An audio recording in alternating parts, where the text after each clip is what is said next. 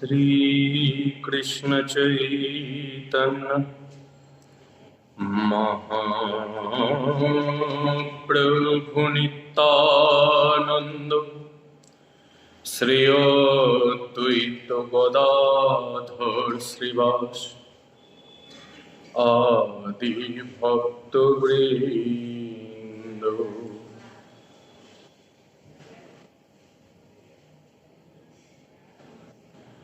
भजनिताय गौर राधे श्याम जप हरे कृष्ण हरे राम। भजनिताय गौर राधे श्याम जप हरे कृष्ण हरे राम। अज्ञानतिमिरन्धस्य ज्ञानाञ्जनशलाकया चक्षुरुन्मीलितं येन तस्मै श्रीगुरवे नमः।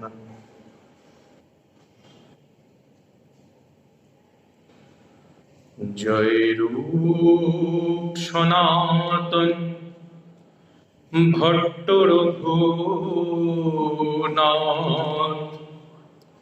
श्रीजीव गोपाल भट्ट दास रघुनाथ। आमी এই ছয় গোসাই করি চরণ বন্দন। যাহা হইতে বিঘ্ন নাশ অভীষ্ট পূরণ। নিত্যানন্দ মাং বন্দে कर्णेलम्बितकुण्डलं चैतन्यग्रजरूपेण पवित्रकृतभूतलम्।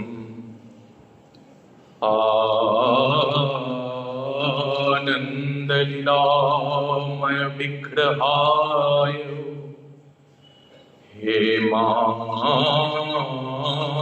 भवदिव्यछविसुन्दराय तस्मै महाप्रेमरसप्रदाय श्रीचैतन्यचन्द्राय नमो नमस्ते। नमो ब्रह्मण्यदेवाय गोब्राह्मणहिताय च जगद्धिताय कृष्णाय गोविन्दाय नमो नमस्ते। नमो नलिननेत्राय वेणुवाद्यविनुदिनी राधाधर सुधापान स्वालिनी वनमालिनी। हे कृष्ण करुणा सिंधु दीनबंधु जगतपते गोपेशु गोपिकाकान्त राधाकान्त नमोस्तुते।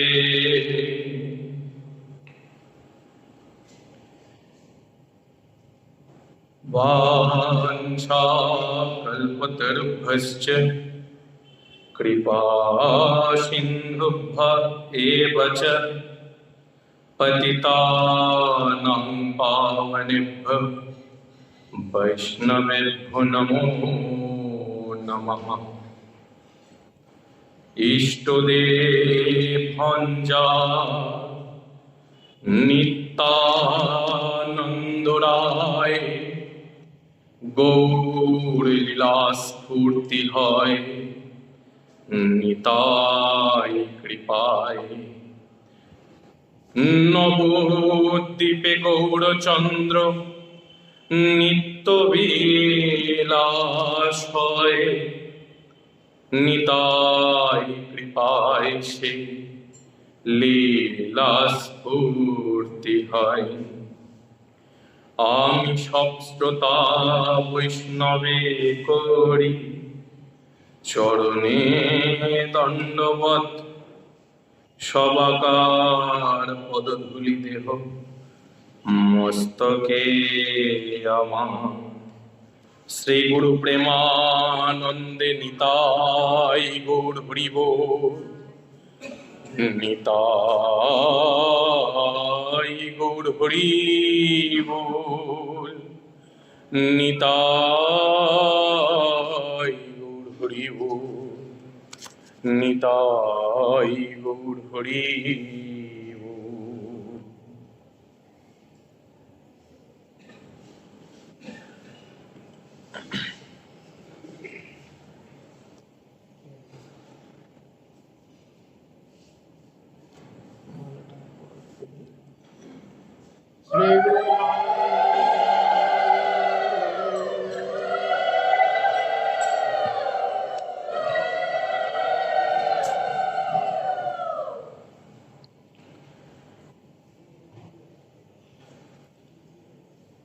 আজ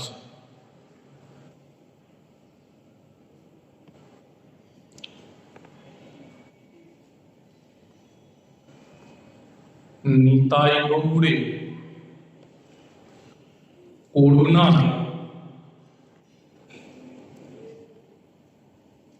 কৃপা ঘন বিগ্রহ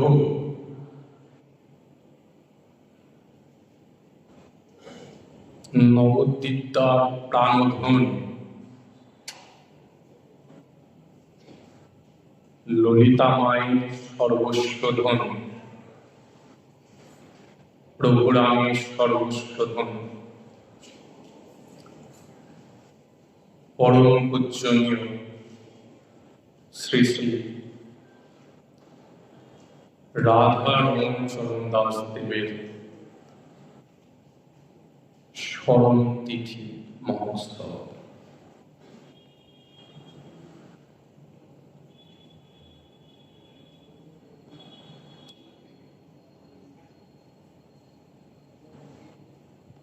মহাপ্রভু পুরীতে হরিদাস ঠাকুর যখন অপ্রকট হবেন, একদিন গোবিন্দ মহাপ্রসাদ লইয়া হরিদাসে দিতে গেলা আনন্দিত হইয়া, দেখে হরিদাস ঠাকুর করিয়াছেন স্বয়ং, মন্দ মন্দ করিতেছেন সংখ্যা সংকীর্তন। গোবিন্দ গিয়ে গৌর সুন্দরকে বললেন, খবর দিলেন। গৌরহরি এলেন, এসে হরিদাস ঠাকুরকে গৌর সুন্দর বলছেন, হরিদাস তুমি আগে গেলে কি করে হবে? তুমি তো আগে যেতে পারো না। আমার যে কিছু সুখ সব তোমা লইয়া, তোমার যোগ্য নাহি যাবে আমারে ছাড়িয়ে। ও হরিদাস, তুমি চলে গেলে আমাকে সংখ্যা সংকীর্তন কে শোনাবে? তুমি যেও না। হরিদাস ঠাকুর মহাপ্রভুর কাছে বড় জোরে বিনতি করছে।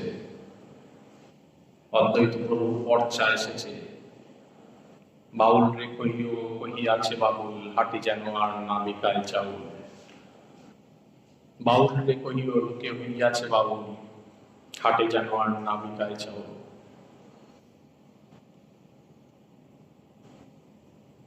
শোনা মাত্র হরিদাস ঠাকুর বুঝতে পেরেছেন গৌর সুন্দর চলে যাবেন। হরিদাস ঠাকুর আগে যেতে চাইছেন।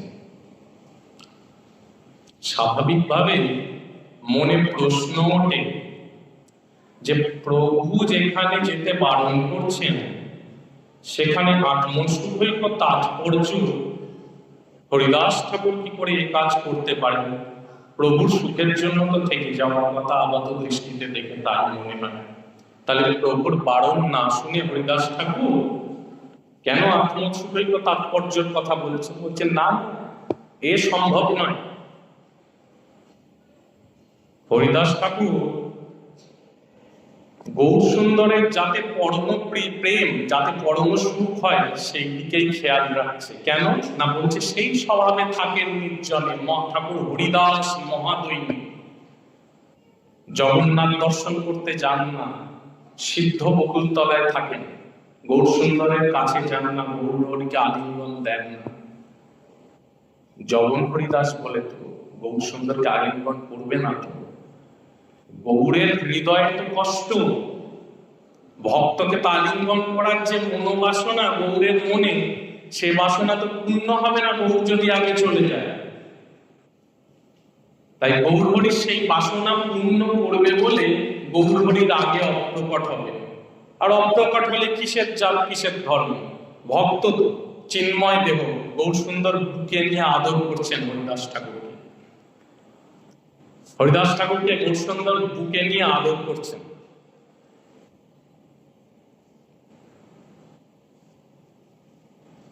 এমত অবস্থায় প্রশ্ন উঠতে পারে,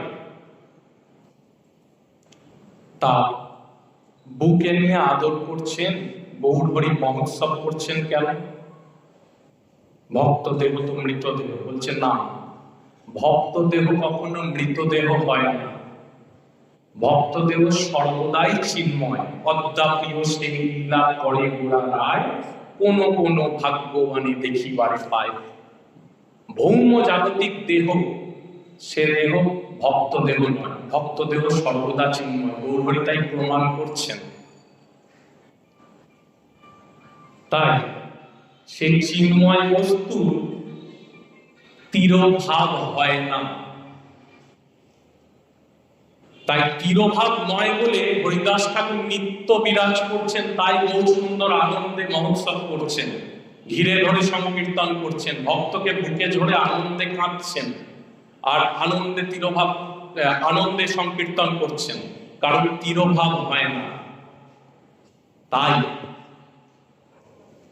আজ আমাদের পরম পূজ্য শ্রী শ্রী রাধারমণ দাস দেবের 115তম স্মরণ উৎসব।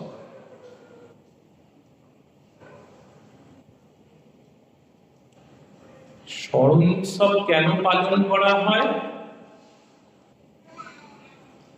কারণ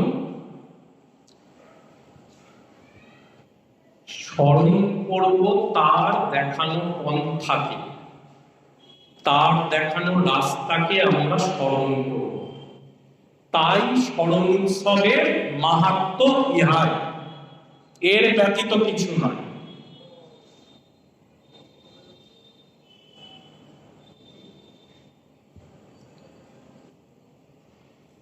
বগুড়া জেলার ভবানীপুরে মা ভবানীর কাছে সূর্যগ্রহণের দিন মন্ত্র পুনশ্চরণ করছেন আমাদের দাদা মশাই, নবদ্বীপবাসীর কাছে রাজেন্দা, বর্তমানে দাদা মশাই।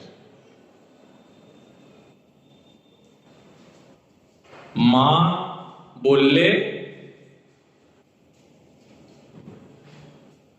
তোমার শ্রী গুরুদেব আছেন সরজু নদীর তীরে, যাও সেখানে যাও। তার যোগেন্দ্রনাথ গোস্বামী, বর্তমানে নাম পরিবর্তন হয়ে নাম হয়েছে শঙ্করানন্দ পুরী, খড়দার গোসাই, নিত্যানন্দ বংশ। যাও সেখানে যাও। রাধারমণ চললেন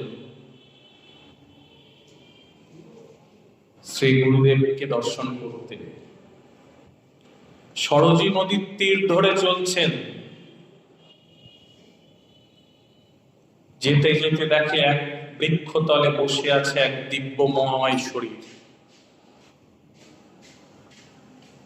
অপূর্ব তার দেহের গঠন, মুখ থেকে জ্যোতি বেরোচ্ছে, হাতে কমণ্ডুল, আর এক হাতে তার দণ্ড, যেন সন্ন্যাসী নিতাই। দেখা মাত্রই বলল, তুমি এসেছো? এসো, তোমারই অপেক্ষা করছিলাম। মা এই অধমকে আদেশ করেছে তোমাকে দীক্ষা দান করবার জন্য। বলতে কিছু হয়নি, মনে মনে সব জেনে গেছে। মা আগেই বলে রেখেছে।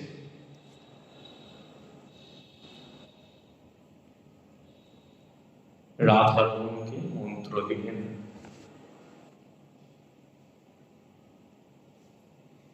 সাংসারিক জীব মনের মধ্যে বড়ই উতল। প্রভুকে জিজ্ঞাসা করলেন যে, প্রভু, এই কৃষ্ণ ভজনা হবে কি করে আমাদের দ্বারা? এই কৃষ্ণ ভজনা আমি করব কি করে? বললেন,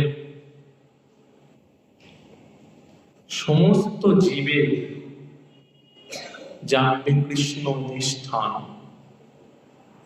নিজেকে সর্বাপেক্ষা নিচু মনে করবে, ক্ষুদ্র মনে করবে। বললেন, তৃণাদপি শুনিছেন তরুরিব সহিষ্ণুনা অমানিনা মানদেন কীর্তনীয় সদা। আরো বললেন, জীবে দয়ার নামে রুচি বৈষ্ণব সেবন, ইহা বই ধর্ম নাই শুনো সনাতন। মহাপ্রভু সেই সনাতন প্রভুকে বলার কথা বললেন। মনে তো প্রশ্ন জাগল। জিজ্ঞাসা করছেন যে, প্রভু,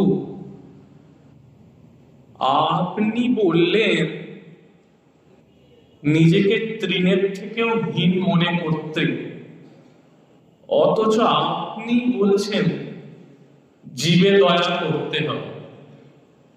তা যে ব্যক্তি নিজেকে তৃণ থেকেও হীন মনে করবে, সে জীবে কি করে দয়া করবে প্রভু? কাউকে দয়া করতে গেলে তো তার থেকে আমার অবস্থান আরো উঁচুতে হওয়া দরকার। তা তাকে কি করে দয়া করবে প্রভু? বলে, এ দয়া সে দয়া নয় রে বোকা।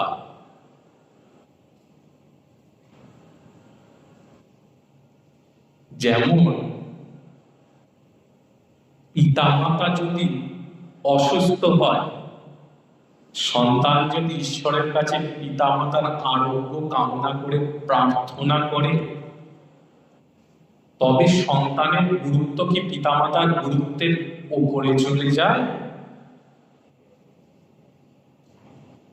জীবে দয়া কথার অর্থ হচ্ছে কাতর ব্যক্তির কাতরতার সাথে তার ব্যথাকে অনুভব করে নিতাই সাধের চরণে তার শান্তির জন্য প্রার্থনা করা। সেই অর্থে জীবে দয়া। বৈষ্ণব সমাজে অহংকার বস্তুর কোন স্থান নেই, দেহাভিমানেরও কোন স্থান নেই।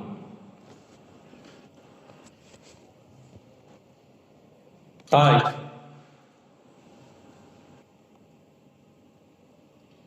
এ রাস্তা বড়ই কঠিন।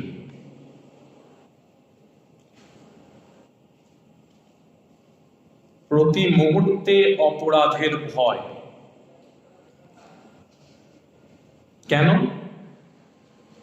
না, বলছেন শ্রী গুরুদেব বলছেন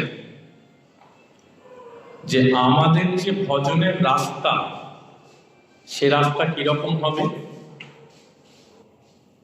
না, শ্রী গুরুদেবের কাছে দীক্ষা নেওয়ার পর বীজটি শ্রী গুরুদেব আমাদের হৃদয়ে বপন করে দেবেন।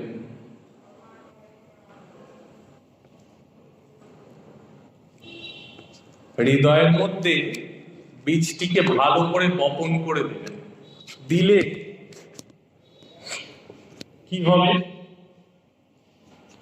না, বলছেন শ্রীমন মহাপ্রভু, বলছেন রূপ শিক্ষায় বলছেন শ্রীমন মহাপ্রভু,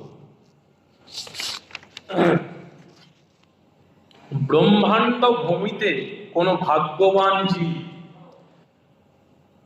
গুরু কৃষ্ণ প্রসাদে পায় ভক্তিলতা বীজ, মালি হইয়া সেই বীজ করয় রোপণ, শ্রবণ কীর্তন জলে করয় সেচন। মালি হয়ে সেই বীজকে রোপণ করে দেবেন শ্রী গুরুদেব, এবং শিষ্যকে শ্রবণ এবং কীর্তনের দ্বারা তার সেচ করতে হবে।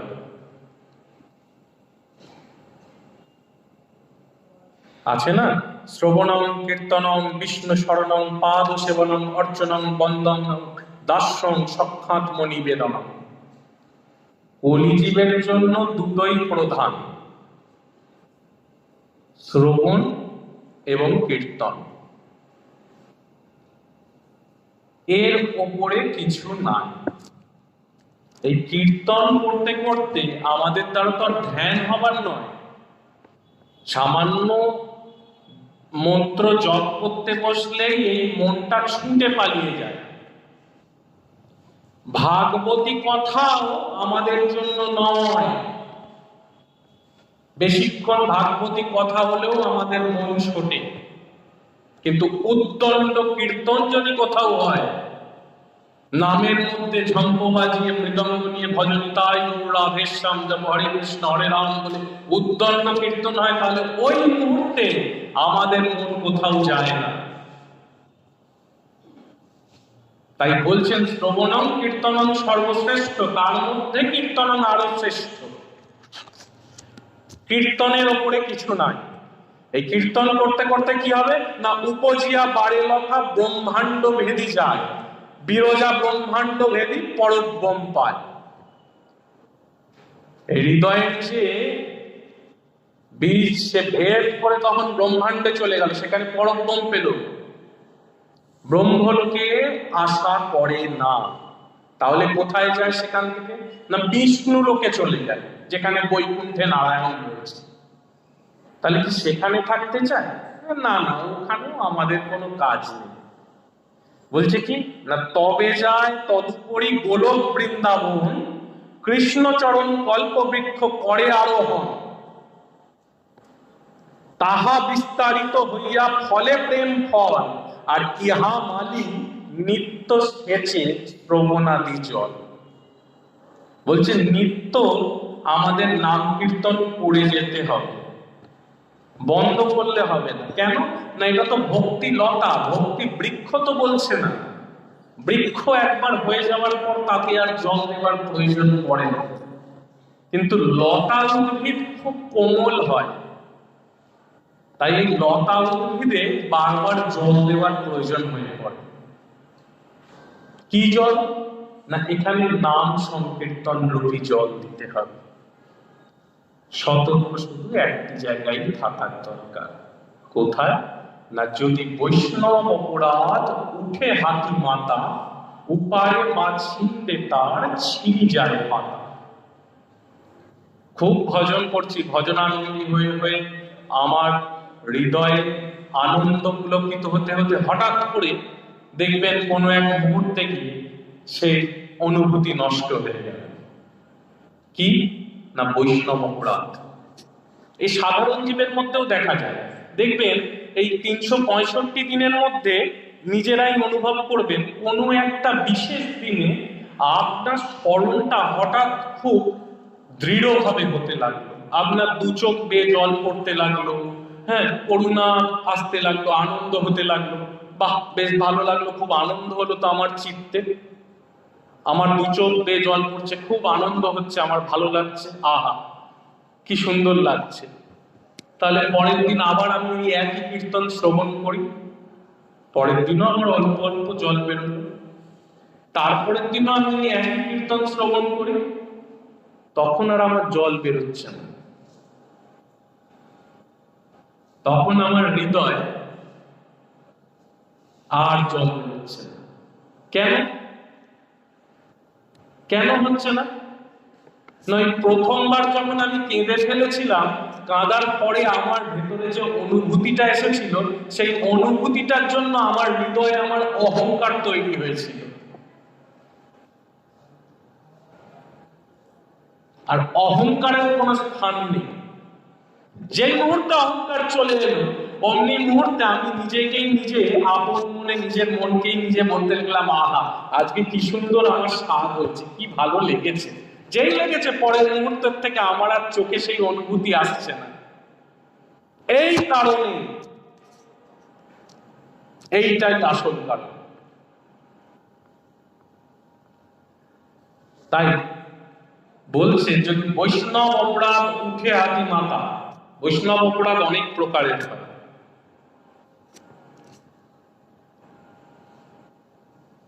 বৈষ্ণবকে তাড়ন করা, ভৎসন করা, অহংকার করা, এমনকি বৈষ্ণবের প্রকটে উঠে না দাঁড়িয়ে তাকে সম্মান না জানানো বৈষ্ণব অপরাধের মধ্যে গণ্য হয়। এবং জ্ঞানত এবং অজ্ঞানত বৈষ্ণব অপরাধ হতে পারে।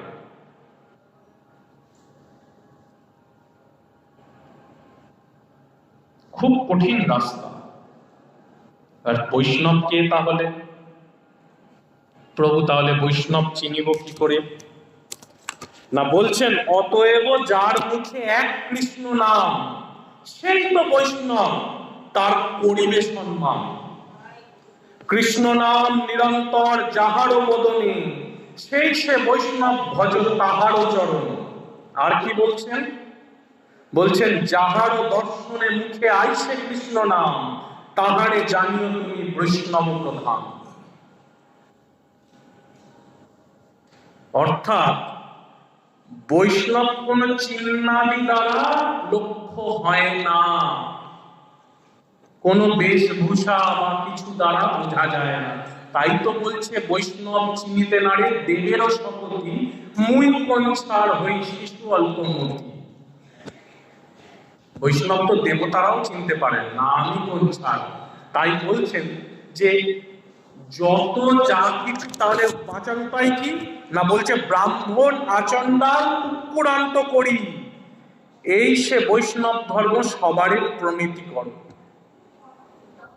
যা যা বস্তু এ জগতে দেখো, স্থাবর জঙ্গম গুল্মলতা যা কিছু আছে, সব দেখে প্রণাম করো, সবাইকে সম্মান করবো, জানবে কৃষ্ণ অধিষ্ঠান আছে।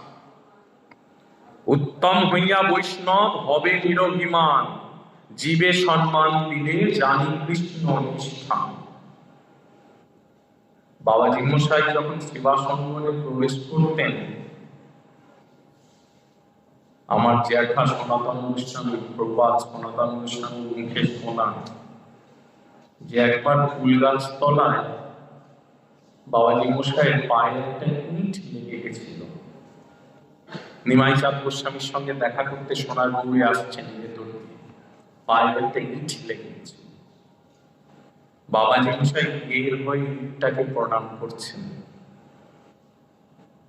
জ্যাঠা এসে বলছেন যে, তুমি ইট প্রণাম করছো কেন গো?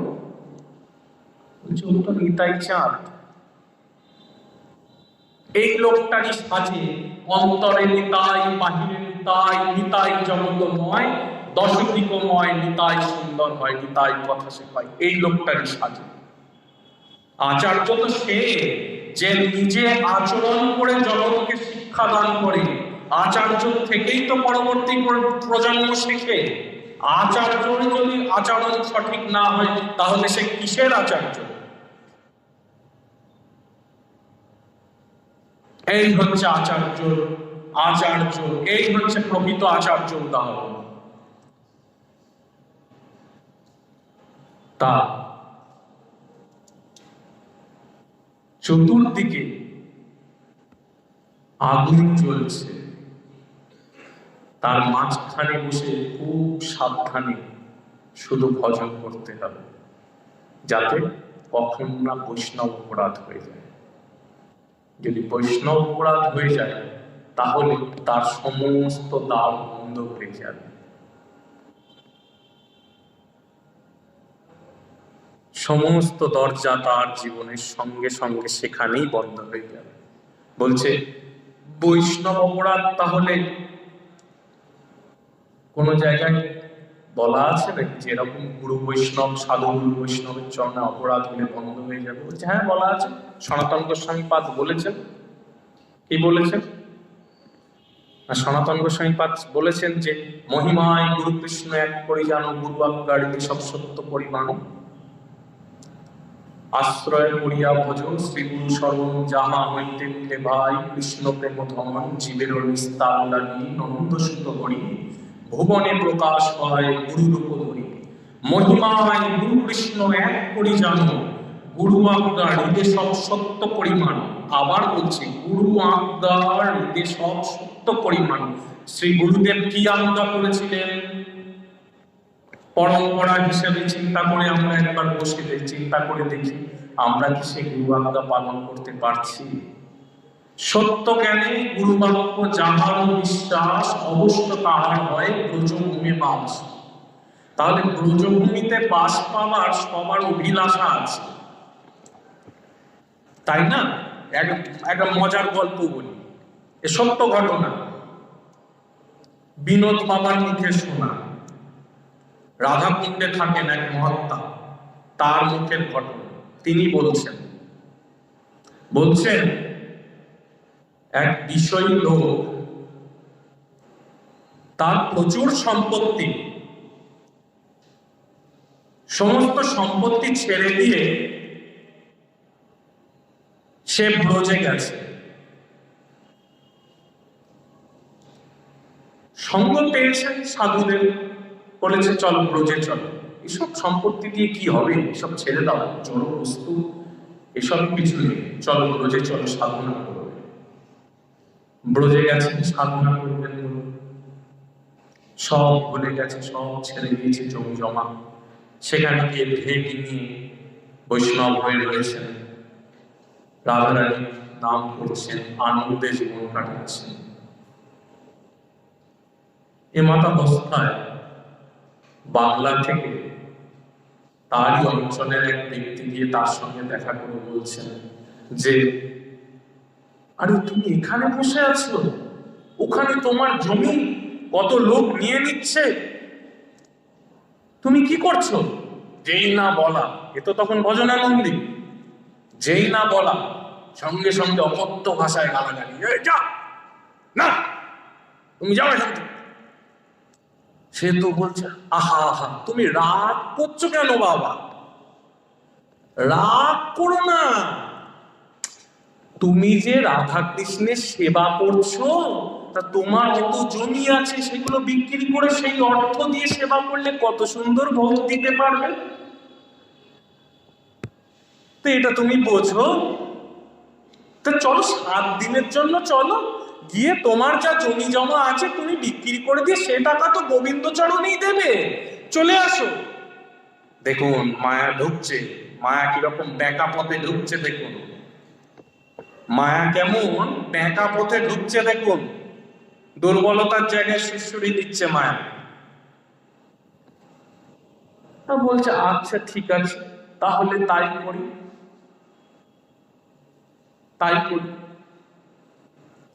এসেছে, এসে দেখছে তারই নিজের জমি সমস্ত অন্য লোকেরা দখল করে নিয়ে বসে আছে।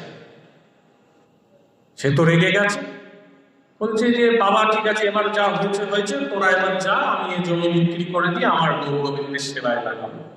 ধর্মশাই কিসের আপনার জমি? এ দেখুন আমার নামে নাম পরিবর্তন করা, আমার জমি, এত বড় কথা, আমার দলিল আছে, এই দেখ, কোথাকার কি বাবাজি এসেছেন, যান যান এখান থেকে যান, আপনি ভজন সাধন করবেন, আপনি এসব কি করছেন, যান। গায়ে লেগে গেছে, আমারই জমি, হ্যাঁ, যারই শিল তারই নোড়া, তারই দাঁতি ভাঙি দাঁতের গোড়া, দাঁড় চেপে ধরে, এইবার আমি কোর্টে যাব। আমি কাগজপত্র নিয়ে কোর্টে চলে গেলেন, কোর্টে কেস করে দিলেন সবার নামে। কেস তো এবার করার পর কেস চলতে থাকছে। এদিকে তো গেল, কজন আমার গেল হরি বল হয়ে। হ্যাঁ, 1 মাস গেল, 2 মাস গেল, 3 মাস গেল, এরকম করতে করতে বছর ঘুরে গেল। তখন তো সে পুরো ভুলেই গেছে, তখন তার একমাত্র লক্ষ্য হচ্ছে আমার কেসে জিততে হবে। সব ভুলে গেছে। তখন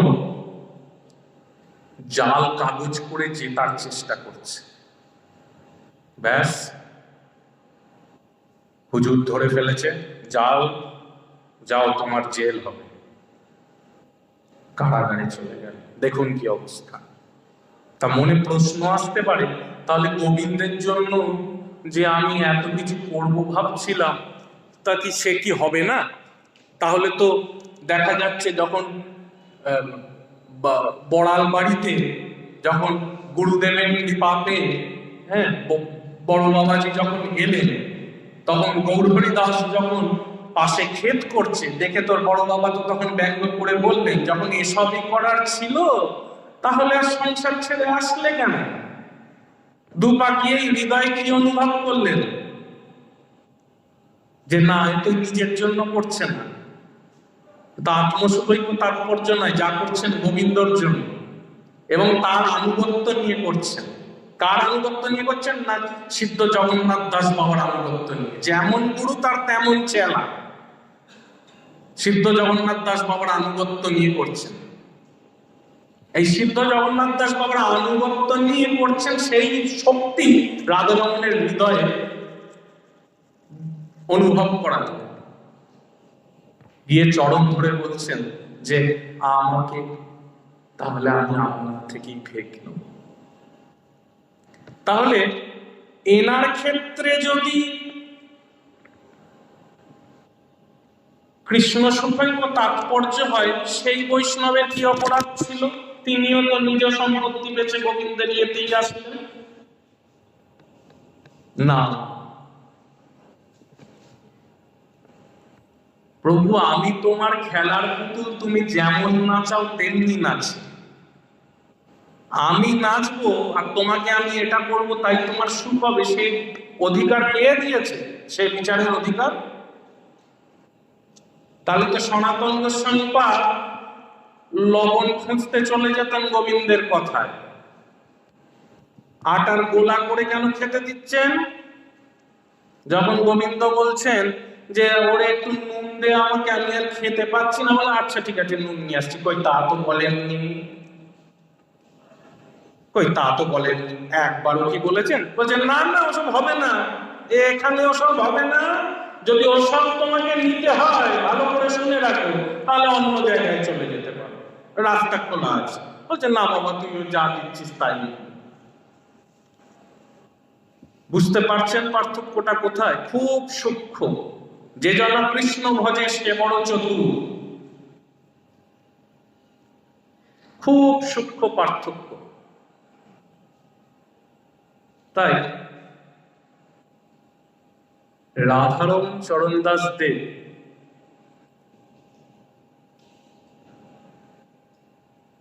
সর্বগুণখনি। আজ এখানে বসে যা কিছু বলছি সব তারই কৃপাতে বলছি। সাক্ষাৎ রয়েছে, সাক্ষাৎ বিরাজমান। আমি কম বলবো যেহেতু অনেক রাত। সাক্ষাৎ বিরাজমান। প্রকট লীলাতে বহু ঘটনা আছে। কিরকম না, বলছেন ওই যে বলছিলাম একটু আগে, যে গুরু রুষ্ট হলে কৃষ্ণ রাখিবারে পারে, আর কৃষ্ণ রুষ্ট হলে গুরু রাখিবারে নারে। তা আপনারা সবাই জানি সেই জয় বিজয়ের কথা। সনক সনন্দ সনাতন সনত কুমার বন্ধন 4 মানসপুত্র যখন এলেন, তাদের অভিশাপ দিলেন। তার তখন গোবিন্দ তাদের রক্ষা করতে পারলেন না, অসুর রূপে তাদের পরপর 3 বার আসতে হলো জগতে। গোবিন্দ রক্ষা করতে পারলেন না। প্রমাণ হয়ে গেল বৈষ্ণব অপরাধ হলে কিন্তু গোবিন্দ রক্ষা করেন না। তো কৃষ্ণ রুষ্ট হলে গুরু রাখিবার পারে, গুরুর ক্ষমতা অপরিসীম। এর জন্য তো আমাদের বেশি দূর যাওয়ার দরকার নেই। আমাদের নবদ্বীপেরই ঘটনা, জগন্নাথ চট্টোপাধ্যায় আর মাধবেন্দ্র চট্টোপাধ্যায় নবদ্বীপের দক্ষিণ দুয়ারে থাকতেন। জ্যাঠামশাই বলে গেলেন হুসেন শাহ তারা পেয়াদা ছিলেন, তারা অত্যাচার করতেন। তাদের হাত থেকে বাঁচবার জন্য নিতাই চাঁদ একবার হরিদাস ঠাকুর একবার পালিয়ে গেছেন, কিন্তু দ্বিতীয়বার পালাতে পারেনি। কলসির কাঁটাটা ছুঁড়ে মেরেছে, যেই মেরেছে নিতাই চাঁদের মাথা দিয়ে গল গল করে রক্ত পড়ছে। নিতাই চাঁদ একবার হাতে নিয়ে বলছেন, একবার মুখে বউ বল। কে শুনলেন? না গৌর সুন্দর শুনলেন। গোবিন্দ সাক্ষাৎ গোবিন্দ রেগে গেছেন, রেগে গিয়ে সব ভুলে গিয়ে সুদর্শনকে ডাকছেন। নিতাই চাঁদ হাতটা ধরে বলছি, প্রভু তুমি কি করছো, কি করছো? তুমি না বলেছ রাম আদি অবতারে ক্রোধে নানা অস্ত্র ধরি অসুরের করিব সংহার, এবে অস্ত্র না ধরিব প্রাণী কারণ না মারিব, হরি নামে চিত্ত শুদ্ধি করিব সবার। প্রভু এ কি করছো? দেখুন প্রমাণ হয়ে যাচ্ছে।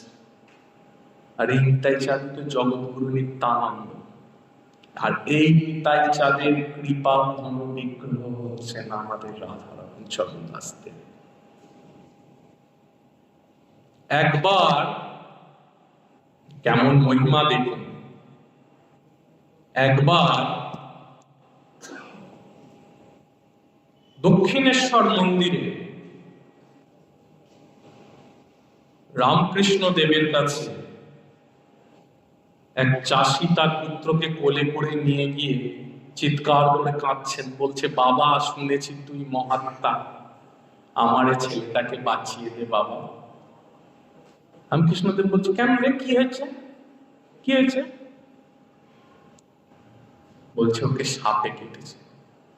বলছে যে দাদা মাকে জিজ্ঞাসা করে এসো। এই বলে মায়ের কাছে কি কিসব করে বলছে। কিছুক্ষণ পরে লাফাতে লাফাতে আনন্দ করতে করতে আসছে, বলছে হয়ে গেছে, হয়ে গেছে, ওকে তুই ওই উত্তর দিকের দরজায় ওইখানে রাখ, সদর গেটে ওখানে শুয়ে রাখ, ওকে যে বাঁচাবে সে আসছে, হয়ে গেছে, হয়ে গেছে। চাষি তো সে মানুষ, সে গিয়ে তার সন্তানকে শুইয়েছে। শোয়ানোর পরে রামকৃষ্ণদেব বলছে যা এবারে এক গামলা দুধ আর একটা কলা নিয়ে এসে চটকে রাখ। তাই করেছে, কাঁসার একটা গামলা নিয়ে এসেছে, তাতে এক গামলা দুধ আর কলা চটকে রেখেছে। দূর থেকে কিছুক্ষণ পর দেখছে ভুবন ভোলার নাম ভজনি তাই রাধেশ্যাম, জপ হরে কৃষ্ণ হরে রাম করতে করতে আসছেন এক দিব্য শরীর। দিব্য শরীরের বর্ণনা কেমন দেয়া আছে না, দিব্য শরীর সেজে আছে বাবু সাজে, সুন্দর পাঞ্জাবি, হাতে ছড়ি, সুন্দর সোনার বোতাম, দিব্য শরীর সেজে আছে। প্রশ্ন উঠতে পারে মন যে ভিক্ষারী বৈষ্ণবের এমন সাজার কারণ কি? এটা কি আত্মাভিমান নয়? আসতেই পারে। এটা কি আত্মাভিমান নয়?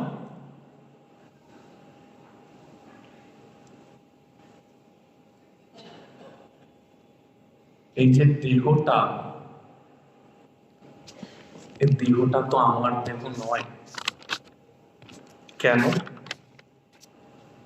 না বাবাজি মশাই বলছেন নবদ্বীপ নাগরিয়া গরিবরা রসে গো, তারা কহিতে গৌরাঙ্গ কথা প্রেম জলে ভাসে গো। নবদ্বীপ প্রভুর পদ বাবাজি মশাই কীর্তনে বলছেন,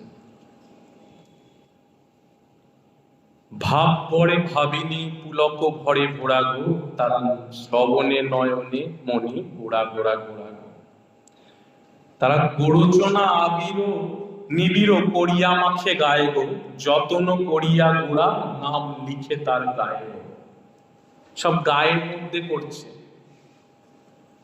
গায়েতেই নবদ্বীপ নাগরীরা নাগরী ভাবে তারা গায়েতে দিচ্ছেন। আমি কেন নবদ্বীপ নাগরী দিয়ে উদাহরণ দিচ্ছি, কেন ব্রজগোপীদের উদাহরণ তুলছি না এখানে বসে? কারণ গুপ্ত বৃন্দাবন, এখানে গৌর ছাড়া আর কারোর জায়গা নেই। অন্তরে থাকতে পারে, কিন্তু এ স্থান নিতাই গৌরের পদাঙ্কিত ভূমি। নরোত্তম ঠাকুর বলে গেছে না, নিতাই পদ কোমল কোটি চন্দ্র সুশীতল যে ছাওয়ায় জগৎ জুড়ায়, হেন নিতাই দিনে ভাই রাধা কৃষ্ণ পাইতে নাই, দৃঢ় করি ধর্ম নিতাই পায় পাইতে নাই। মানে নিয়মই নেই, বিধিমতে যেন নিয়ম নেই, এইভাবে উল্লেখ করছেন। কারণ কলিজীবের পক্ষে এ দেহতে রাধা কৃষ্ণ অনুভব করার সাহস নেই, আলোচনারও অধিকার হয় না। নদে নাগরিক গরুজায় বলছেন না, বৃন্দাবন রমস্থান দিব্য চিন্তামণি ধাম, তাতে আখর আছে, আলোচনারও অধিকার হয় না। কি না, প্রাকৃত দেহাভিমান থাকতে। আর কার ক্ষমতা আছে গুরু কৃপা ছাড়া প্রাকৃত দেহাভিমান থেকে দূরে যাওয়া? কার ক্ষমতা নেই। একমাত্র শ্রী গুরুদেব যদি এসে নিজে থেকে কৃপা করেন, তবেই প্রাকৃত দেহাভিমান যেতে পারে। না হলে কেউ বলতে পারে না আমার প্রাকৃত দেহাভিমান চলে গেছে, অসম্ভব। এবং চলে গেছে বলাটাও প্রাকৃত দেহাভিমানেরই কারণ। তাই সেই প্রাকৃত দেহাভিমান থাকতে আলোচনার অধিকার হয় না। তাই আমি ব্রজগোপীদের সাথে তুলনা না করে আমি নবদ্বীপ নাগরীদের সাথে তুলনা করছি। কারণ যুগাবতার মহাপ্রভু এসেছেন, যুগাবতার মহাপ্রভু এসেছেন। যে যুগের যে ভগবান তাই ভজনা করো, তাতে হজম হতে সুবিধা হবে। তার কৃপা পেলে, তার যদি কৃপা পাই, তবে রাধা কৃষ্ণ প্রাণ মোর যুগল কিশোর, জীবনে মরণে গতি আর নাহি মোর। কালিন্দির কুলে কেলি কদম্বের বন, রতন বেদির পরে বসাবো দুজন। শ্যাম গৌরী অঙ্গে দেব তুয়া চন্দনের গন্ধ।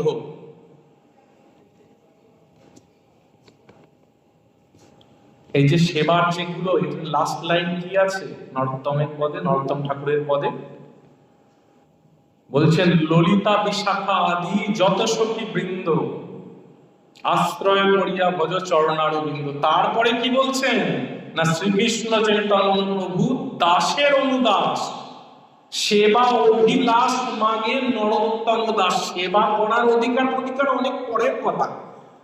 সেবা অভিলাষটুকুনি শুধু মানতে পারবে, তাও সেটা কে না নরোত্তম দাস মানছে, জেনে নিক্ষা নিতাই চাঁদের আদেশ অবতার, লোকনাথ প্রভুর সরাসরি শিষ্য, সারা জীবনে কাউকে দীক্ষা দেয়নি, ওই নরোত্তম ঠাকুরকেই শুধু কৃপা করেছেন। তিনি মানছেন মাত্র সেবা অভিলাষ। তাই এই নবদ্বীপ নাগরী আর গরিবরা রসে, তারা কহিতে গৌরাঙ্গ কথা প্রেম জলে ভাসিল।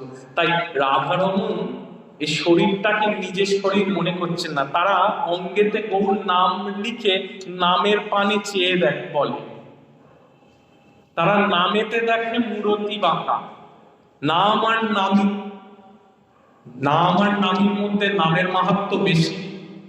নামীকে তো এ দেহে ধারণ করা যায় না,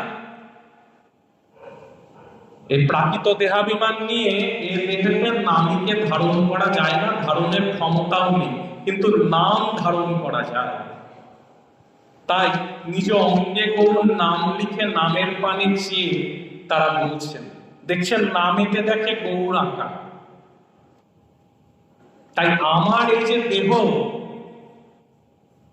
এ দেহ তো প্রভু তোমার, আমি গৌর তোমার হলাম, তুমি গৌর আমার হলে। তাই আমি আমাকে সাজাচ্ছি, আসলে আমি আমাকে সাজাচ্ছি না। এই জন্য দাদা মশাই সুন্দর সুন্দর পোশাক পরে সাজেন। এটাই কারণ, এটা হচ্ছে মুখ্য কারণ।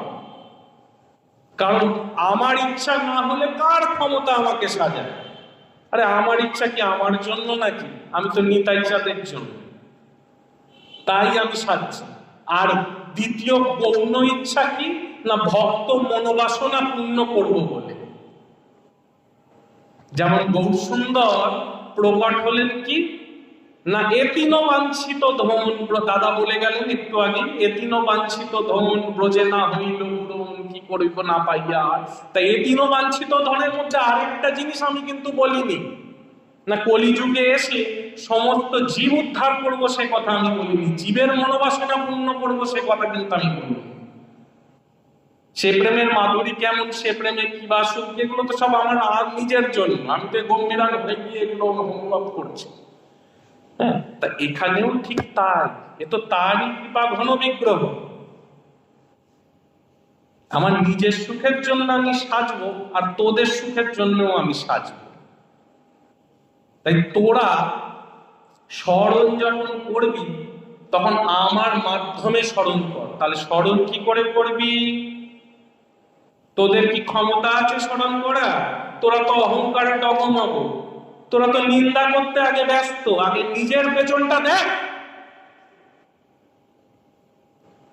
নিজের হৃদয়টা পরিষ্কার করে আগে দেখ কেমন আছিস, তারপরে তোরা নিন্দা পরচর্চা করবি। তোরা তো তাতে মগ্ন রে, তোরা কি গৌর সেবা করবি? তা সেই গৌর সেবা করবেন, তাহলে রাস্তা কি শেখাচ্ছেন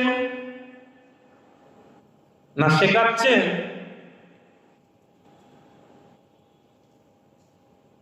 প্রণালী অনুযায়ী ভজন করতে শেখো। আমি তোদের নেব, তোদের পাপ তাদের বোঝা নিয়া, হ্যাঁ, তোরা শুধু মুখে একবার হরি বল। তাহলে কিভাবে ভজন করব?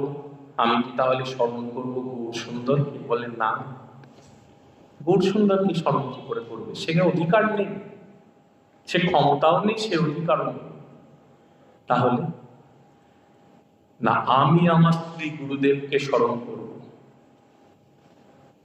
গুরুদেব স্মরণ করবে তার গুরুদেবকে, তারপরে তার পরমষ্টি গুরুদেবকে। লীলার প্রতিফলন হয়ে তার অঙ্গে আসবে, সেই অঙ্গে অষ্টসাত্ত্বিক ভাব আমি শুধু দেখব। আমি স্মরণ করব বাবাজি মশাই কীর্তন করছেন, তার কীর্তন স্মরণ করবে আমার শ্রী গুরুদেব। আমি আমার শ্রী গুরুদেবকে দেখব, আমার শ্রী গুরুদেব কীর্তনে বসে হা হা করে কাঁদছেন প্রভু বলে। শ্রী গুরুদেব কীর্তনে বসে কি দেখছেন না, তার শ্রী গুরুদেবকে দেখছেন, তার শ্রী গুরুদেব কিভাবে কীর্তনে বসে হানিতাই বলে কাঁদছেন। তার শরীরে যে পুলক আসছে, যে অষ্টসাত্ত্বিক ভাব আসছে, সেই দেখে অনুভব করছেন। সরাসরি গরু দেখা সম্ভব নয়। তিনি কাকে দেখছেন না, সাক্ষাৎ রাধারমণকে দেখছেন। এইভাবে কৃপা হচ্ছে, এই হচ্ছে ভজনের রাস্তা। তাই লাভ দিয়ে আমরা কেউ যেতে পারি না। আমাদের সব সময় পরম্পরা পরম্পরা পরম্পরা করে আসতে হবে। তাই মাতাবস্থায় দেখছেন যে খুব সুন্দরভাবে সেজে গুজে এক ব্যক্তি আসছে কীর্তনের মাঝখানে, হাওয়ায় উড়িয়ে একদম ভজনিতাই গৌর রাধে শ্যাম, সে নামের ভুবন ভোলা নাম, জগৎ ভুলে যাচ্ছে এমন নাম, হানিতাই করে দেখছেন। রামকৃষ্ণদেব কিন্তু এক পাশে দাঁড়িয়ে আনন্দে হাততালি দিচ্ছেন। আজ মায়ের কি মনে অপূর্ব বাসনা, আজ নামের মহিমা প্রকাশ হবে, আনন্দ করছেন। এলেন, আসা মাত্র দুজনে আলিঙ্গন করছেন, যেন কতদিনের পরিচিতি, কেউ কাউকে ছাড়তে চাইছে না, জড়িয়ে ধরে আলিঙ্গন করে রয়েছেন, যেন কতদিনের পরিচিতি। তা সে আলিঙ্গন পরে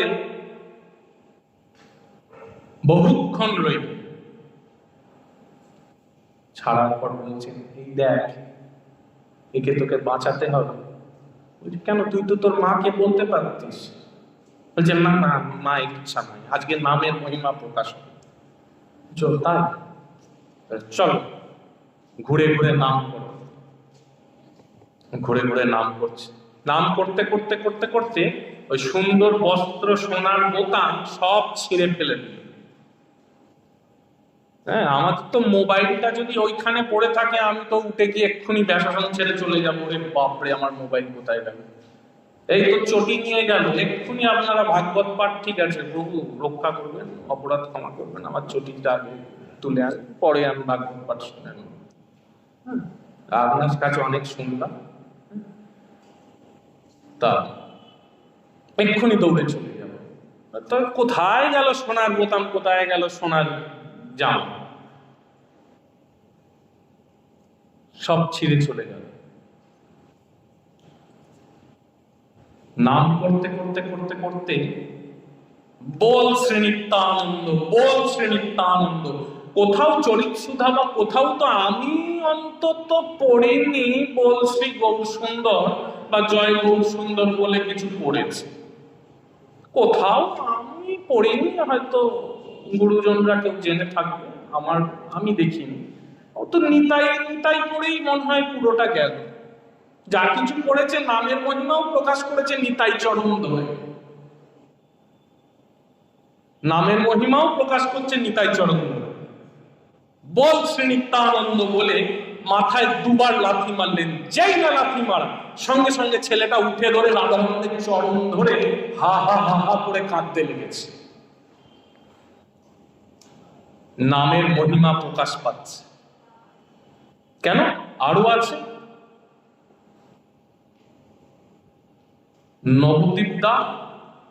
নবদ্বীপদার কথা সবাই জানে। জ্যোতিষী এসেছেন, সবার হাত দেখছেন, তা নবদ্বীপ দাসেরও হাত দেখছেন। হাত দেখে বড়ই চিন্তিত হয়ে বললেন যে সবাইকে বাইরে যেতে বললেন, রাজভবনকে আলাদা বলবেন, দাদামশাইকে আলাদা বলবেন বলে। বলছেন না না না না না, যা কিছু বলার এখানেই বলো, আর যার বিষয় বলবে তার তো থাকা দরকার এখানে। বলছে একটা সমস্যা, এ তো কিছুদিনের মধ্যেই অপ্রকট হয়ে যাবে, তার ভোগ দশা নেই। বলছে তাই নাকি?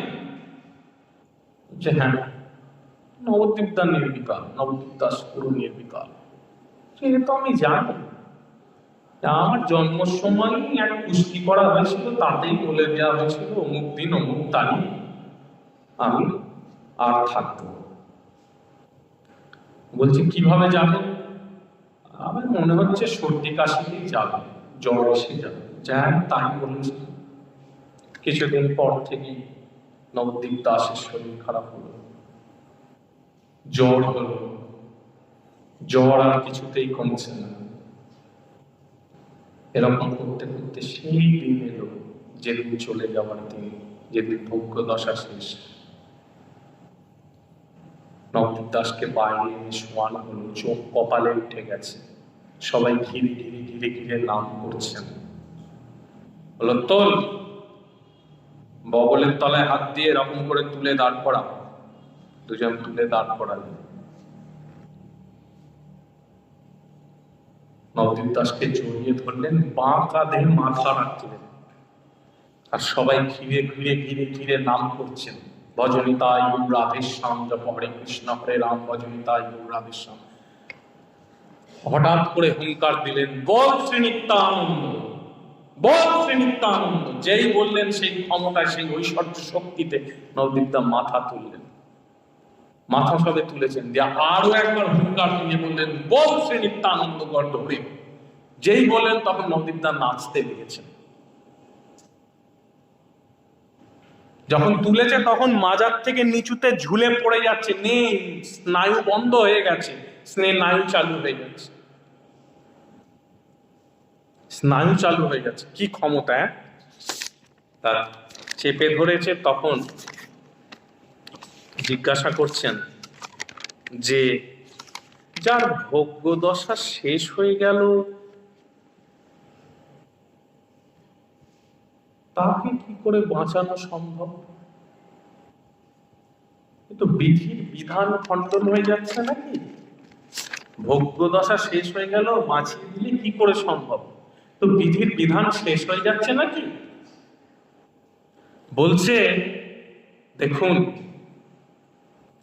বলে না, আপনি বলছে না, কই এমন গুরু কই, কই এমন শিষ্য কই।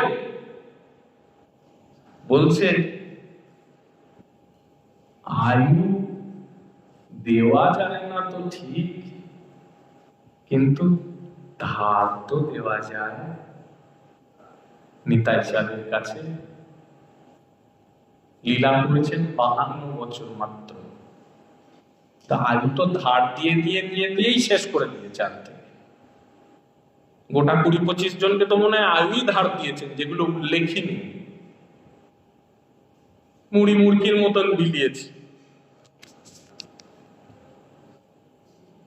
এ কি? কোথায় কোন প্রভু আছে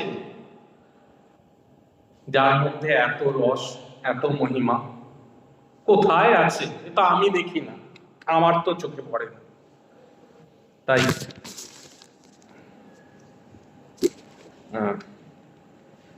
তাই আমাদের ভজন কি হবে?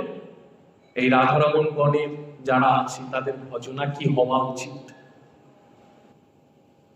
তাদের সবার প্রথমে যে ভজনা হওয়া উচিত সেটা হচ্ছে প্রাণ মোর রাধারমণ, মন আশা কইল পূরণ, তোহা বিনা গতি নাহি আর। আছিনু মায়ার কীট, বড়ই লাগিত মিট, ঘুচাইলে সব অহংকার। করিত গরল পান, সে ভেল ডাহিন বাম, দেখাইলে অমিয়ার ধার। পিব পিব করে মন, সব লাগে উচাটন, এমনই তোমার ব্যবহার। রাধা পদ সুধা রাশি, সে পদে করিলে দাসী, গোড়া পদে বাঁধি দিলাচিত। গোড়া পদে বাঁধি দিলাচিত। লাটাইটা কিন্তু এখানেই বেঁধে রেখেছে, উড়ে চলে যেও না। রাধা রাধা রমণ সহ দেখাইলে কুঞ্জ কেহ। কিভাবে দেখালে? না, তোমার পরম্পরা, তোমার প্রণালীতে আমি আমার শ্রী গুরুদেবের মধ্যে দেখছি। আমার দেখা বা কল্পনা করার অধিকার নেই, বিকার চলে আসবে মনে। ফাউকা অপরাধ পুড়িয়ে লাভ আছে? ভাব দেখাচ্ছি, ফাউকা অপরাধ পুড়িয়ে লাভ আছে? বিকার চলে আসবে মনে। তাই তোমার করুণা, তোমার চরণের মধ্যে থেকে শুধু তোমাকেই দেখবো, আমি রাধা কৃষ্ণ দেখবো না। তুমি গিয়ে দেখো, আমি তোমাকে দেখেই আমি কাঁদবো। তোমার কি দেখে কাঁদবো না? তোমার যে আমি তোমার ব্যাপারে যা করছি, তোমার ব্যাপারে যা জানছি, শ্রী গুরুমুখে যা শুনছি, শ্রী গুরুদেবের যে কান্না, তোমার কথা বলতে গিয়ে শ্রী গুরুদেবের অঙ্গে যে পুলক, সেই পুলক দেখে আমি কাঁদবো। সেই কাঁদার অভিলাষ আমি শ্রী গুরুদেবের কাছে প্রার্থনা করব। আমার জায়গাটা হওয়া উচিত এইটা। এই মানসিকতাতে আমার ভজনা করা শুরু করা উচিত। যমুনারও কুলে যাই, শিরের তীরে সখী ধাওয়া ধাই, রাই কানু বিলাস হই সুখে, এ নবদাসীর হিয়া, ব্রজপুর সদা দিয়া, যাহা অলি যায় উড়ে লাখে লাখে। এই হবে আমাদের ভজন, এর বাইরে গেলেই দিগ্ভ্রষ্ট।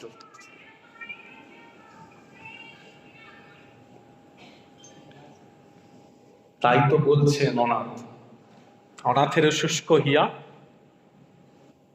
তাই তো বলছেন এ পরশ মনির সাথে কি দিব তুলনা। পরশ ছোঁয়াইলে লোহা হয় সোনা, এই কথা তো সবাই জানে। তা আমার মনে হয় এই লাইনটা কোথাও ভুল নয়। কত অপরশ পরশ হলো, প্রাণ রাধারমণের গুণ গেয়ে কত অপরশ পরশ হলো। শুধু রাধারমণের কথা বলে কত কত যুগ উদ্ধার হয়ে যাবে তোদের। তুই ভক্তের সাধনা কর, ভগবান তাতে আগে সুখী হবে। তুই বৈষ্ণব ভজ, তাতে বেশি সুখী হবে, গোবিন্দ বুঝতে হবে না। আমার থেকে আমার পিতা মাতাকে স্নেহ করলে বা আমার সন্তানকে স্নেহ করলে আমার ভেতরে বেশি আনন্দ হবে। ভজনের অনুভূতিটাও ঈশ্বরের কাছে তাই।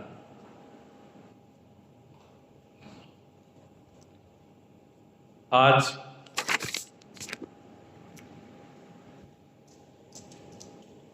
এই স্মরণ তিথির শেষ রজনী বসেছিলাম কি পাঠ করব বলে, যা বলালেন তাই বললাম, যা মুখে এলো বললাম। অনেক বৈষ্ণব চরণে অনেক অপরাধ হয়ে যেতে পারে, সবার কাছে মাথা নিচু করে ক্ষমা চাইছি। যদি আমার কোনো কথায় কারোর হৃদয়ে কোনো ব্যথা লেগে থাকে, তাহলে সবাই যেন আমাকে কৃপা করে ভুল মনে করে আমাকে ক্ষমা করে দিও, যাতে আমার নিজের ভজনে আমি পিছিয়ে না পড়ি। হ্যাঁ, তা এই কৃপা, এই অনুরোধ করে রাধারমণের কাছে কৃপা চেয়ে, তোমাদের সবার কাছে কৃপা চেয়ে, রাধারমণগণের কাছে কৃপা চেয়ে আজকের মতন হরিকথা এখানেই শেষ করছি। জয় জয় নিতাই, জয় রাধারমণ, জয় পতি পাবলক বালক, জয় রাধারমণ।